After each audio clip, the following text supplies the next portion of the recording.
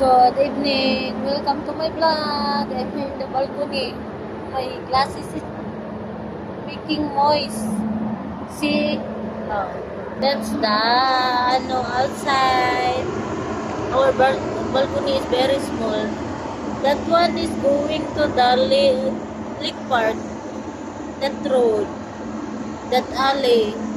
And this is the building beside us.